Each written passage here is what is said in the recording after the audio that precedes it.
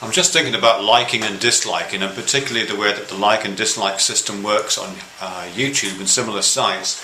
But really I'm thinking about it not in terms of whether I like it or not, because I don't, but in terms of the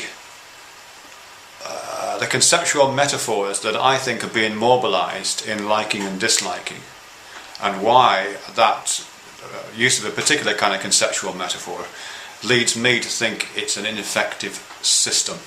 Alright.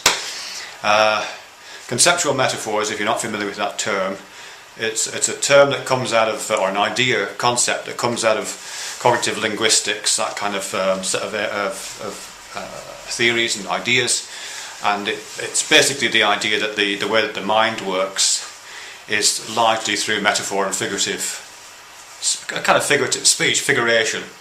So we think largely in metaphors, most of which is non-conscious.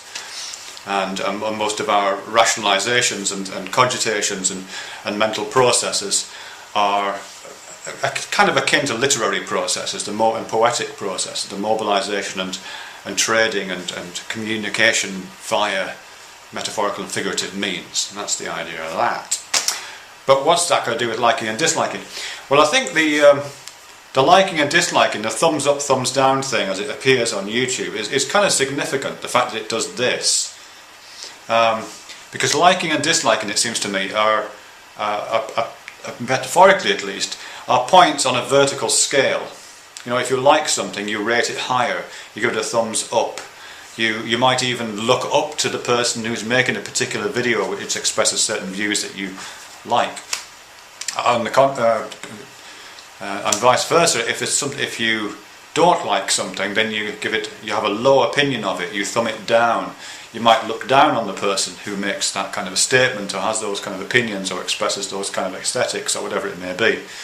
So there's a lot of verticality going on with this whole liking and disliking thing.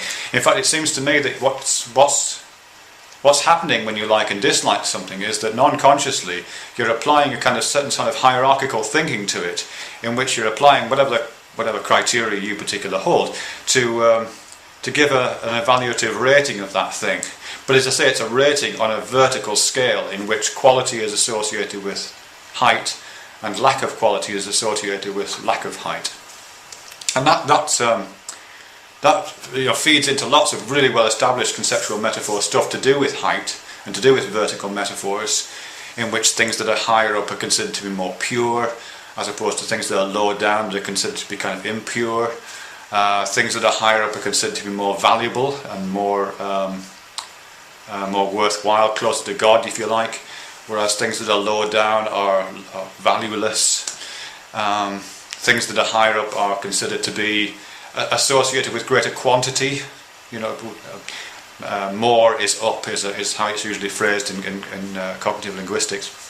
That the metaphor of more is associated with the direction of upness, and more is usually a good thing. So there's a whole range of that sort of thing which plays itself out in all kinds of hierarchies in society generally. That's why kings are on big chairs, that's why God is up in the sky, you know, that's why the bad things are down on the ground, you know, all those kind of metaphors play themselves out. But as I say, liking and disliking is similarly part of that. Whenever you like something or dislike something, you accord it a place in a vertical hierarchy. And even the old YouTube system, which didn't use likes and dislikes but used stars, I mean, it was slightly better because at least you had some gradation. But again, that was actually a vertical category. The more stars you got, the higher a rating you would get. You know, there's still the verticality thing going on there, which means about hierarchy.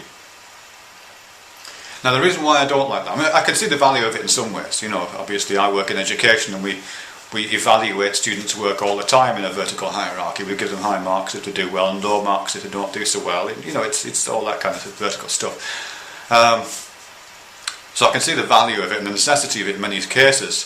But something like YouTube particularly, which is a kind of undifferentiated community, it's a dimensionless space, kind of, in which we're all kind of residents here, all evaluating one another's contributions.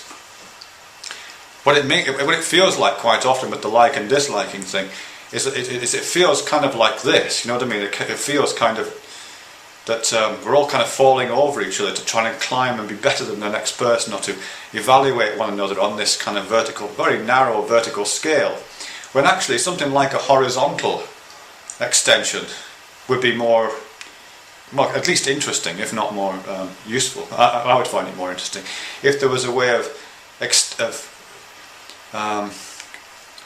rating, I guess is the word, yeah, rating videos, not hierarchically in terms of dislike vertical dimension, but horizontally in terms of, yeah, a kind of flat, non-hierarchical extension. And the way I would do that is I would do it to do with proximity and distance. So if you came across a video that you felt, you know, kind of closely reflected your own opinions, maybe closely reflected your own aesthetics or your own ideas or your own sensibilities in some way, you would click a button that said close because you felt close to it. On the other hand, if there was a video which you would want to distance yourself from, either because you thought it was wrong, because you found it was offensive, because you thought it expressed opinions which were a long way from your own opinions, then you would click a button that said far or distant. So you wouldn't be hierarchically stacking things in terms of quality, which are always going to be based on individual criteria.